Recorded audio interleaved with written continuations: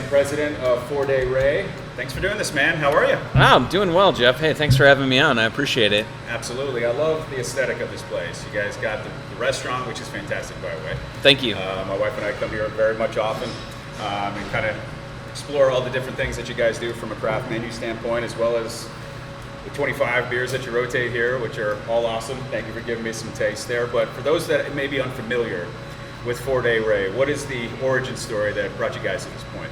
Yeah, so we were looking for a spot and in a community that was willing to support us, and vice versa. And Fishers was really developing their downtown area back in 15 and 16. We opened in 16, and so they wanted something like this down here to start the growth and really be just an anchor for what was going to go on. And so it just worked out really well. And the city of Fishers has been great to work with this entire time. And so they've been a really good partner in just helping us navigate what's going on down here. And the Spark Fishers is going on now. So they've really activated this area, and it just helps, from a standpoint of just driving more business and just making this area feel like a downtown and, very walkable and things like that. So, and then, we're in the nickel plate district, so the railroad runs right over there. And, 4 Day Ray is a slang term for a rail employee that habitually calls off work 1 day a week. So we're about 3-day weekends, and everybody works hard. It's not just one aspect of the community, and so everybody deserves to take some time and just enjoy a beer. That's some good fantastic. food. Yeah. That's fantastic. I mean, you guys. One of the things I love about the craft brew industry, and Indiana's no different, is that all the breweries have unique names of their beers. I'm a big fan of your Air Raid and Track Jumper, but what goes into the mindset of kind of creating these names that you guys that have that fulfill your lineups? Well, it's interesting. It's more, it's very much the creative process. If you just try to sit down and think of a name for a beer, I mean, it's a horrible experience. There's pressure, and you're really trying to overanalyze it almost, if you will. So, we have a board in the back over there, and so if we're having a conversation or something's going on and something kind of sparks, hey, that would be a good name for a beer, we'll write it down because that's part of the creative process, and sure. And it's things that we're involved with and doing every day. We commissioned our canning line in October, and the learning curve on it was pretty steep, and so there are some things that have happened along the way that are just really frustrating, and so there's different components on that, and it's we got a lot of beer names out of just that experience because it was so frustrating. We needed some sort of outlet, right? And so right. We've got some of the creative names that came out of that. So we just keep a board, and that's how we do it, and it's related to what's going on in our daily experience here in the journey of what we're doing. Gotcha. You mentioned the canning process. Have you seen that jump off in this? A lot of the breweries that I've had the opportunity to sit down with, they say the cans have really been the jump off point since Strange Times started to take place last year. Has that been the same for you? It has. We were fortunate enough to be in Kroger and other grocery and liquor store outlets, before the pandemic hit. Gotcha. And so it just increased our volume. Nobody was drinking on premise anymore, and so all consumption had moved to off premise, and we were already there. So it was an easy vehicle for us to just keep pushing the volume. And we saw very quickly that we're doing this enough to pay for our own machine and be able to get into this full time. And so we're working on getting printed cans for Blood Orange Blonde. We're at the volume now where we can buy a whole truckload of them, which that's where you need to be. It's a minimum to do that. But everything else still remains sleeved to this point. But the volume's getting there, and we haven't seen anything in the cans slow down, thankfully. And then on-premise consumption's coming back. So I would expect us to get another bump this year, just because we're going to have everything firing on all cylinders. Fantastic. I think everybody has their own way of finding beer. Craft beer, everybody kind of remembers the first one that gave them a different taste. What was the first craft beer that got the hooks in that said, craft beer is going to be a bigger part of my life as the years go on? Yeah, so when I went to college, I didn't even really like beer. My dad just drank Coors Light or whatever, and I ended up being the social at my fraternity, and so I mean we were always drinking like Busch Light Draft or something like that. And there's a bar in Lafayette. I went to Purdue, and it's called the Knickerbocker. They say they're the oldest bar in the state. The Noodle says they're the oldest. Who knows? Whatever. But anyway, so I had a Chimay Red at the Knickerbocker, and I decided that day that I'm like, wow, I can actually drink this. And so that was probably 95-ish, and then I started homebrewing in 97. Okay. And so it was a Chimay Red. Gotcha. It's a great beer. So you have a background in homebrewing, so that kind of dovetails into my next question, because you guys have 25 different varieties that you do, and those are your successes, right? Coming from a home brewer and then talking about your process of what you guys do here, give me a blend that maybe was you were trying something new and it just was DOA when you put it to your lips. Is there any fun stories you got around failures? Because obviously we all love and highlight your successes. Oh yeah. I would say it wasn't necessarily a flavor profile that I would say that I came up with that wasn't good. I mean, I definitely had some batches that I had to throw away because my sanitation wasn't, up to par, right? And, dumping, I mean, when you spend 8 hours in a day and you're at home and it's a hobby and then you have to dump it, I mean, it's not a very good feeling at all.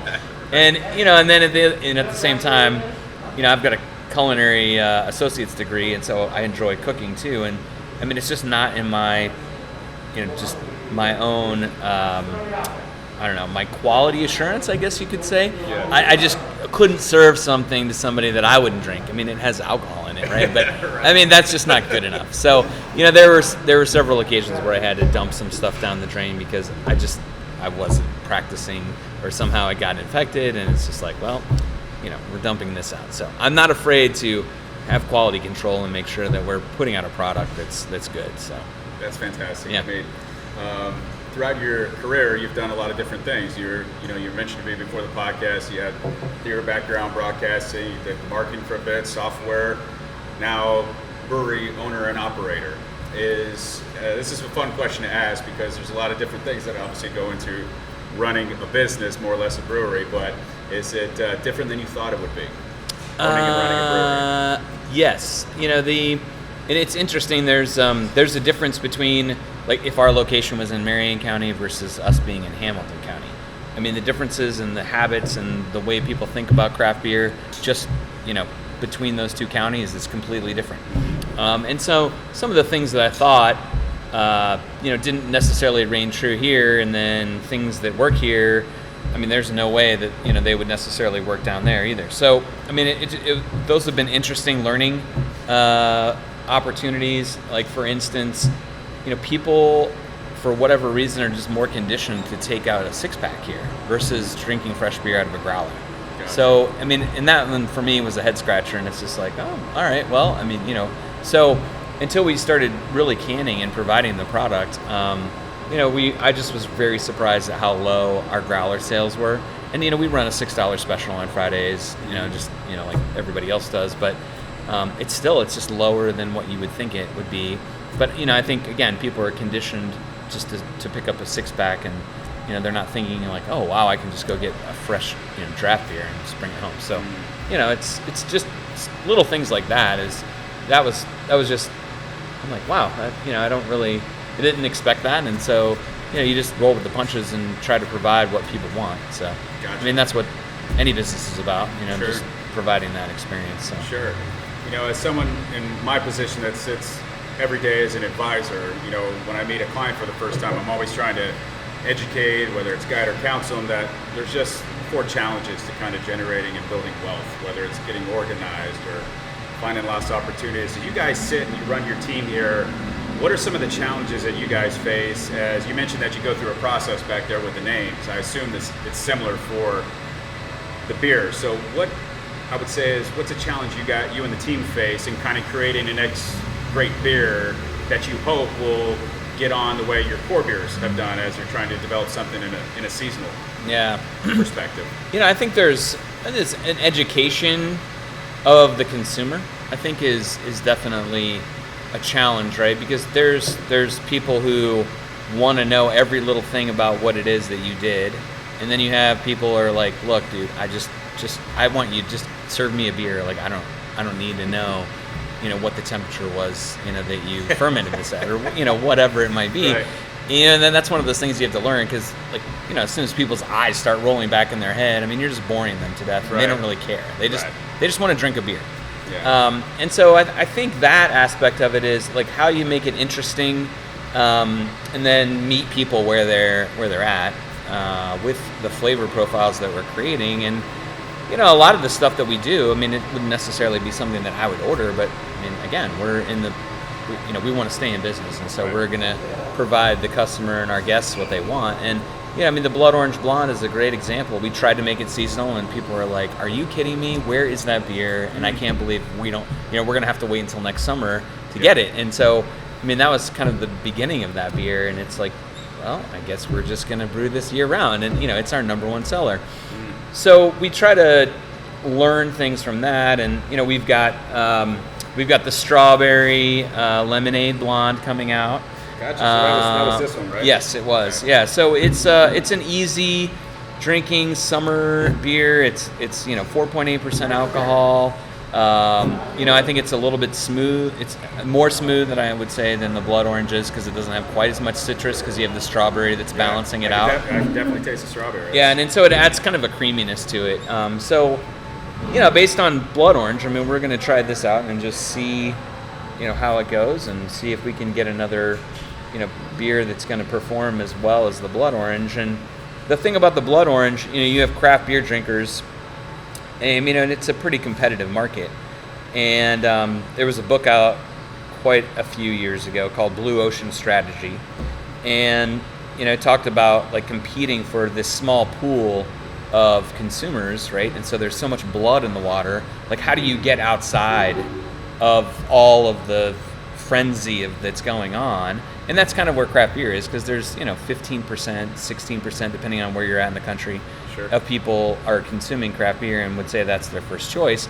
And so, I mean, that's not a very big market as far as overall consumption goes. So how do I come up with something, or how do I develop something that's going to perform outside of that small percentage? And Blood Orange is that. Like, we can sell it at an American Legion, or it's just some bar, wherever, and people are enjoying it. And it's not it's not necessarily just in the craft space. It's also outside that. So we're looking for more. And obviously, with all the fruited things that are on the market, and the seltzers, and all that stuff, I mean, it's just a trend that is really hot right now, from a fruited standpoint. So, we're trying to get someone to pick this up and be like, oh, wow, it's not bitter. I can drink that. It's great on a summer day. It's not overly sweet, so I can have a few of them. And that's kind of where we're at right now with what we're trying to do from a strategy standpoint. And the Blood Orange is definitely, I mean, obviously craft beer people like it, but it also appeals to macro drinkers as well. So, Gotcha. yeah. Gotcha. Now, you guys opened up and established yourself with the restaurant. Was that always something that you wanted to have connected to the brewery? Was the restaurant? Because Absolutely not. No, I've owned the Dick's Bodacious Barbecue when those guys were around, and I went through bankruptcy over the whole situation because it was just too big, and all kinds of learning opportunities and something Sure. like that, right? I mean, obviously, failure does teach you a lot, and so I didn't have to. I wanted to make sure that I didn't repeat that, here, which was great, So I had a jumping off point, but none of us wanted to open a restaurant. Yeah. But we were really struggling to find, and when we opened, a lot of the breweries were just like, yeah, we're doing industrial space, like, who cares about the food? You can order in, like, whatever. But I mean, I had a culinary background, and my original concept, I still wanted to have like a small kitchen and do like street tacos and still have food there, but Yeah. it wasn't going to be anything like this. Well, when we secured this space and sort of everything came together of what exactly it was we were going to do, I had to break the news to everybody. I'm like, guys, like, we've got to have a restaurant here. Yeah. Like, there is no way that we're going to open this place and not have a restaurant. Like, Yeah. it's just not feasible. And so, everybody kind of got their head around that, and then so we just moved on from there, and it's been great, and it's like it's awesome. It's great to have the food concept along with the beer, because that's community, and that's what we're about, and people they stick around and they enjoy themselves. Yeah, that's fantastic, because that actually leads to my next question, which is you mentioned nickel plate starting out. As someone that's in an advisor position, you get to enjoy the lives of the clients you represent. And as you guys sit here as a brewery and a restaurant in an area, how do you guys connect yourselves to the community, the local area? I'm a big fan of all the charitable stuff that you guys do. Thanks. Especially since I'm actually a board member for the Indiana Diaper Bank. So nice. I'm very happy that you guys are choosing to help us out in December this year. So thank you for that. But if you wouldn't mind giving me kind of a sense to, you mentioned community and things like that. What is being a part of the local community here and being out there and have people know that you're being a steward for the area in which you operate? What does that mean to you guys here at Fort A. Ray? It's one of the things that's really important to us in the sense of, if we support the community, that's, we're looking for the reciprocation in that sense, and not necessarily, it's just, if we can run a successful business and be able to contribute. We helped out, I think it was the lunch program, the summer lunch program last year. We gave $10,000 to HSE, during the pandemic, and we could do it, right? And that was only because that everybody supported us while things were shut down and people were coming in, and they were here, and it was all we could do was to go, and Right. we were figuring it out, and everybody was patient with us, because to go is not really what we do here, but it worked out, and so we were able to give back and be like, hey, thank you, you guys were generous, and this is what we're going to do. And so it's things like that, and the Tap for a Cause. I've my past restaurant experience, both in ownership and management, the Dine to Donate thing, I don't know why it's still around. I've never been a part of anything that's been very successful. Mm-hmm. Generally, you pass out the flyers and people come in. It's like a slow night because you want to try to drive traffic, and you end up giving $80, to whatever organization that's there, and that's just not that. There's not that much impact that's going on. Right. So the Tap for a Cause, we want the charity to be involved that we're giving to. We want them to help be able to educate people that are coming in. So we give them a platform to be able to talk to people. So they're over in the waiting area, so they can talk to people. They can give away whatever they want, or just have conversations with people. And we run it all month long. And there's no flyers. There's no. It's just if you want to give back and you're dining somewhere, like, you can just come in on a Tuesday and like you're that's what you're doing, and you're helping support. So that's just way less complicated, and there's so much more benefit that we can be able to just help with. And we give back anywhere between like $900 and $1,500 a month to the charity that we partner with that month. So that's there's a lot more that can be done with that than the $80 on a night or whatever. So it's been awesome, and and I think people appreciate it, and we get back really nice feedback, and we're able to do it, and it's just the support of everybody around here that's able to do it. And we try to stick to Fishers as much as we can, and then just kind of close to home, because you can't help everybody, and you have to try to do what you can. And I think being more diligent and just selective, you can just pool your dollars together and make more of an impact for fewer people, and just try to do it that way. Gotcha. And there was one time I came here in the winter, and you guys had one of the most interesting concepts. Whose idea was the igloo garden, and how did that come about? Because for somebody that lives in the Midwest, right, it snows, it's frigid, you guys got a wonderful outdoor space. So whose idea was the igloo gardens, and how did that come about, man? So I've always wondered this. So one of my business partners, he saw them being used at a couple of other venues in a couple other cities when he was just doing some driving and traveling. And so we saw them a couple years ago, and we were trying to get them implemented. The fire marshal had some issues with them just from a, just like, hey, there's a heater in there and it's an enclosed space with plastic. Like, this doesn't seem like it's going to go well if something really bad happens. And I mean, I guess I couldn't disagree with it, but it's like, come on. Trying new things, man. All you need to do is knock it over and it's going to fall over and it's going to be fine. But, so finally we got past that hurdle and we were able to get those going. We were probably a little bit late to the game, but people, I think for the most part, really enjoyed themselves. And you got, especially when there's snow falling, and we started in January. I mean, we could definitely start them. We're going to start them in November this year. But I mean, people enjoy themselves. It's a good time. It's just a different experience. So yeah, I mean, why not? I love that. I love that methodology. Why not, man? Well, obviously the beer scene in Indiana is pretty robust. There's tons of craft brewers in and around Indiana. I'm going to put you on the spot. If you had to pick a brewery, a brewer's beer to drink outside your own, who would it be and why? So there's a couple that come to mind. Gugman House. They're down off of 16th Street over by the old Busch Stadium. Okay. They have, I can't remember what the race team was, but it was an old race team headquarters. Okay. Basically, so they're in the process of renovating that. So I like their stuff. They've got some juicy New Englands that are really good. And then I'm also a big fan of Primeval up in Noblesville.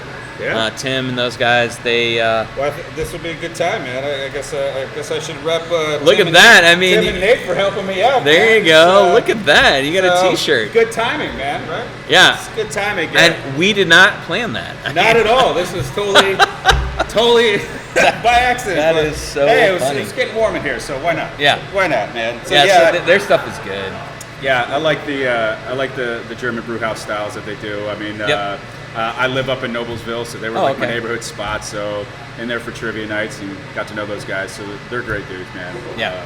And they're episode 1. So. Oh wow, that's so super cool. Yeah, so I was super local in my neighborhood spot for the first one. So that was fun, man. It's well, if we could go outside the sphere of Indiana, is being from a home brewer up to what you guys have created here at 4 Day Ray. I mean, is there any of the early brewers that you look to for inspiration, and if there's any particular one, why would it be? I mean, most people look at Sierra Nevada, or they look at what Sam Adams was doing early on, and now we've just exploded the California scene. In Florida, where I'm from, I mean, the High Lies and those guys are getting national. I find their beer up here now, so it's fun to see Cigar City and those guys. So, but any national brands that, as you were starting out, that you look to for inspiration? And let's see. So I started, so like 96, right? Craft beer. So I would say, definitely there wasn't as much availability as there is now. Like, I mean, man, you can almost get anything shipped to you, which is great. So, there were things like Pliny the Elder and, the real iconic, just brands that you couldn't get unless you traveled somewhere or someone brought it back for you. So that was, that was an interesting thing that was going on at that time. And so that, everything had this mystique about it. Like, and I think some of that's gone, in that sense, because everything is so readily available. And so it kind of almost, sort of, brings everything together and homogenizes it a little bit, because everyone's tasting everything that everyone's doing, as opposed to back then, that it seemed more isolated, if that makes sense. Sure. And I feel like there's a regional kind of style to things, like the IPA for sure. Like there's a Midwest IPA, right?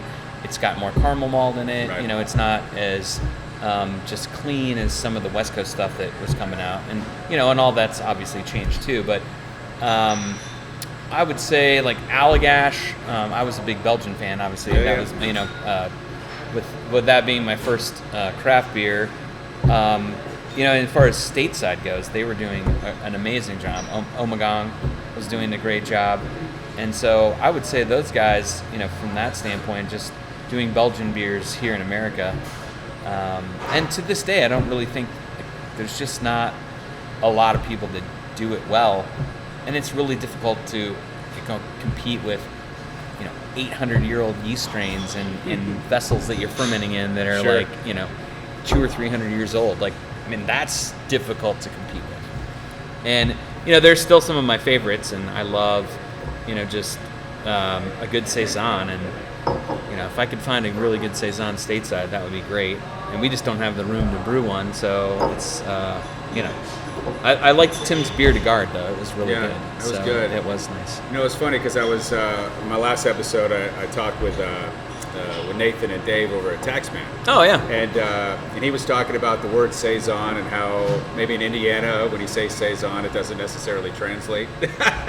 So they're trying to figure out different blends, but that's interesting that you say that, because I mean there's so many different types, and now you're starting to see more breweries become beverage companies. Yeah. Do you guys see, I mean, obviously the strawberry is very akin to, a seltzer in that regards, but do you guys ever branching out beyond the likes of the craft beer? Because you're seeing some go the distillery route, some go the seltzer route, some go both.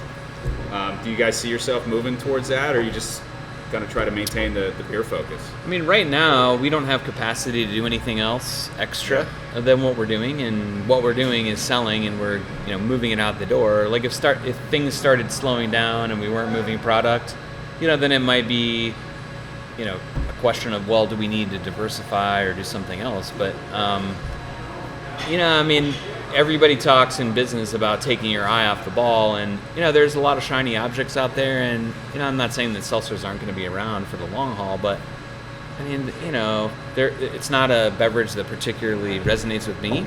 Yeah. And again, I mean that doesn't really matter, because you have to provide the consumer what they want, but like, does it belong on tap next to if you're at a bar somewhere, does seltzer belong on tap? Like, I don't really think so. Like, it's just, it's a, not, and I mean, I don't get it personally. I think they're chalky and they don't really have a lot of flavor. And when I'm drinking, I want, the flavor. And so, and if I'm not drinking beer, I love tequila. So that doesn't, none of that fits into any of the, any of those can things. So it's, Gotcha. So I'm a flavor guy, and, So I think we're just going to continue to stay the course and do what we're doing. And, we don't really have a lot of space here either. Yeah. So some of those process things that go into making some of those other beverages, like, we just don't have the space to do it. So, it's both a choice and a constraint on space. Like, okay, well, we've got plenty of tank space to just keep doing the beer that we're doing, and we're selling it, and it's moving out of here. And if something slows down and we're just not, making the cut, then okay, we'll consider something else. But for right now, I mean, we're selling everything that we're making, so we're in a pretty good spot, thankfully. That's fantastic. Yeah. So one of the things I always like to ask everybody I sit down with is, when I sit down with a client for the first time, I always try to identify kind of the why behind what they do. If we were to sit down for another podcast 3 years from now, Brian, what would you want 4-Day Ray to accomplish that we could look back on and say, hey, we're on our path, we're doing what we set out to do, that first podcast episode we recorded? Yeah, that's a great question. I'd say, one of the things that we're working towards right now is statewide distribution. Okay. We have 6 distributors, and then we self-distribute in Hamilton County and sort of in this sort of northeast quadrant. And so, I would say that we're looking to expand and be statewide. And then there may be like a Louisville expansion or something outside of the state to go along with that. So I would say from the brewery side, that'd be a good place to be. This game is all about volume, because although it doesn't cost very much to brew the beer, all of the other ancillary things that go into it do cost a lot of money, and so the margins are slim, and you need volume. So that's where it is. So if you don't have that, and you don't have anywhere to distribute the beer, then you don't make any money unless you sell it. Right. So that's important. And then I would say, we're trying to figure out our I guess I would say probably tap room or other brew pub strategy. on where we might expand. Obviously none of us wanted to open a restaurant in the first place when we did it. So, opening another location that has another restaurant, it's like, oh my word, do I really want to take that on? And, there were some things learned, in this experience. And, when I did the whole thing with Dick's Bodacious Barbecue, you can be undercapitalized, but you can also be overcapitalized and sort of let your vision and not have discipline and as far as what you're spending and the debt that you're taking on, right? Because you have to pay it back, and it's like, well, what's the runway on that, and how many years do we really want to be in this position? And and I think there are some things that just we overlooked on that in this project. And so when we do something else, we need to be smart about it. And so I would say maybe having one or two more locations in the next 3 years would be ideal. And being able to do it smaller, and then just have probably a brewing system at each one of those locations.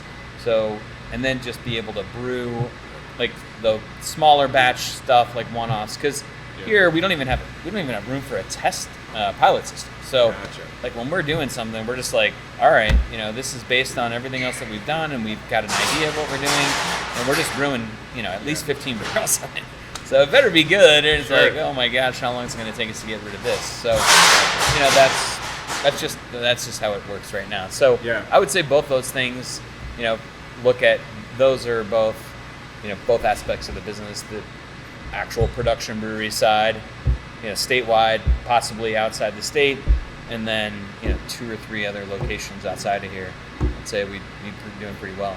Fantastic. Now, obviously, you guys found a little niche right here in the Nickel Plate District. Is that something that attracts you when you look for other locations? Is kind of like a Main on Main or somewhere that's got like a small little downtown circuit, similar to what maybe like the Primeval guys have, or even you go down to like Bargersville where Taxman is. It's kind of they got this city block that's aching to them. Are you guys attracted to something like that, or would you kind of keep it in the realms of trying to duplicate what you did here? Yeah, I mean that's great, and what fits with our brand is something that's authentic and has some character to it. I mean, I don't really ever see us opening in a strip mall. Like that's just not that's not what we're about. So we're more about like in Greenwood, like downtown Greenwood's a really good that'd be a really great spot. Mm-hmm. There's some character down there, and two, when you were looking for something a little bit smaller, if you've already had some character built in, there's just less to do, right? I mean, when you're building something from the ground up, it's like, okay, well, it's expensive to create a brick wall that really, is, you want it to look like it's 100 years old, but, and that costs way more money than it does, like, to, move into something. And so there's a lot of Carnegie libraries, around. There's one in Brownsburg, stuff like that. That fits our personality. Because we want people to feel comfortable when they walk in, and a lot of those types of finishes and just that warm feel, those types of buildings provide that. And when you drive into a strip mall, it's just not, it's just not gonna. So that's not for us. So that's definitely a consideration, for our next location for sure. Well, I definitely think you guys are on the right path, man. Because I love working with clients that have a growth mindset or have abundance thinking. Not a scarcity mindset, but think with abundance. And you guys have had a fantastic growth model over these years since you've opened up your doors here. And I think, as you alluded to, cash can be king and cash can be a killer, right? So managing that growth, everybody wants to grow, but doing it the right way. Right. I think you guys are on the right path as far as figuring out maybe 1 to 2 to 3. I think, as you said multiple times, you guys are almost at capacity here. So maybe it's quickly approaching that you're going to start looking for sites and things like that. Is that have you kind of, you mentioned Greenwood, is that kind of? Yeah, well, and that would be more on the brew pub side. As far as the brewery goes and the production side, we have plenty of tank space. We can add one more tank. Yeah. And so from a production standpoint and just actually physically dealing with the beer itself, we're fine. But it's all of the ancillary stuff. So, like, where am I going to put a truckload of cans in here? Like, and if we want to have a centrifuge to help, filter out some of the beer, where am I going to put that? Like, there are a lot of things that just in our can line, it's not permanently set up. It's we have to wheel it out. So, there's a lot of those considerations that we have to take into account. And so, I would say probably in the cards for us, a warehouse space or something like that where we can actually have, a true production facility and space to be able to do that kind of stuff and have the storage space. Because it takes so much time. Our cooler is too small. It'll take Mitch. It's like Tetris. It takes him 2 hours just to put stuff away because we have to move everything and then put it back. So, that's extra time that you could be doing something else. And, that's the kind of stuff that we deal with here because we don't have enough space. And so it's just, you can see the cans are over there. We're kind of busting at the seams and still trying to keep this tap room feel and, have people have that brewery experience because, it's important. Because not everybody wants to come in over to the restaurant, so it's like, well, let's give them a raw, and the barrels are right here, and you got all the tanks. So that's what if people want to come to a brewery, that's what they want to see. Sure, sure. Are you guys doing tours of the place? Have you started that back up? It's really funny. I laugh, right? Because literally, people are like, well, they'll call it like, how long does the tour take? I'm like, oh, well. It depends on how much beer you drink. You can stay with us for dinner. Right. If you whatever you want to do, but for me telling you the story, it's probably about 15 minutes. Yeah. We're not like we're not New Belgium, right? If you ever get a chance to do that tour, it is it's absolutely amazing. Like Fat Tire, I think was one of the first 10 that really blew up my palate a little bit. Nice. In the craft beer scene. Nice. That was. Of course, it's not so good for the waistline, but what is? Really is any beer. I don't care how low calorie it is. It's still beer. Gotcha. Now, how often do you guys change up the menu each year? Do you have the beers in mind that kind of try to pair it, or you kind of leave it up to your person that's in charge of that side? And so Kyle is our executive chef. We change the menu 3 to 4 times a year. It just depends on, I don't know, right now. It's just crazy because every restaurant is coming back online in the United States. And so, there's real supply chain issues going on right now. So, we'll see how all that pans out. But yeah, in general, we try to keep things fresh and try to keep it as seasonal as we can. And so I would say 3 to 4 times a year we change out the menu. And the beer pairing thing, again, it kind of goes back to your consumer, right? We don't really get any extra points for the pairing thing because, and it's fine. People just want to drink what they want to drink. Sure. I appreciate wine, and that's just I want to drink what I want to drink, and I'm gonna just drink a red if I want to drink a red, and I'm having fish. I don't care, right? Yeah. It's like, and so I think. In general, we've noticed that that's just what people, they don't really care. If they want a suggestion, our serving staff they're great and they can provide that, but, the pairings really aren't as important for people here. Gotcha. At least. Gotcha. Well, last question. What are you most excited about moving forward as we move into fall here? What excites you guys the most here at 4 Day Ray? I would say pumpkin beers. No, I'm just kidding. That is not for me. The pumpkin spice latte. That's not. That is exactly the opposite. Yeah. No. So we brew lagers here, and in Indiana, it hasn't caught on yet. Mm-hmm. On West and East Coast, and people love them. They sell. Yeah. But people are not buying craft lagers in Indiana. But we're just gonna brew them until people just decide one day is like, oh wow, this is really a viable style, and it's like, yeah. So we have a Vienna Logger coming out. We call it Amber Lager just to keep it simple for everybody, so they can, Vienna Logger, what is that? No one knows what that is. So, that goes back to the whole education thing we talked about. Yeah. So a lot of time we have more success with just keeping it simple and it doesn't need to be some weird name and then people have to read it and then they can't, they're just like, oh, well, I'm not going to order that because I have no idea what that is. Yeah. But if it says strawberry lemonade blonde, that's really easy to decide if you want to drink that or not. Yeah? So we try to keep it simple. So the Amber Lager, and it goes really well with food. It's basically kind of the lager version of that area that you're drinking right there. Very so nice. Obviously, it's not as hoppy, but it has a nice malt character to it. And so I'm excited for our lagers. And we're canning most of them, if not all of them, this season. So, yeah. Fantastic. Yeah. Well, Brian, thank you very much for doing this. Yeah, thanks, Jeff. Come check him out, 4 Day Ray. right here in the Nickel Plate District of Fishers, Indiana. Thanks, everybody. We'll see you next time. Yep. Cheers. All right.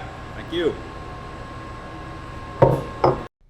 Well, that's it for this week's episode. I hope you enjoyed the conversation as much as I did. For the latest on financial views with local brews, please check out our website at financialviewswithlocalbrews.com. You can also find us on YouTube via our channel there under the same name, Financial Views with Local Brews, as well as follow us on all of our social media platforms like Instagram, Facebook, where you can like and connect with us throughout the craft beer universe that we're trying to explore here in the great state of Indiana. As always, cheers. The next round's on me, and I look forward to seeing you for future episodes. Bye, everyone.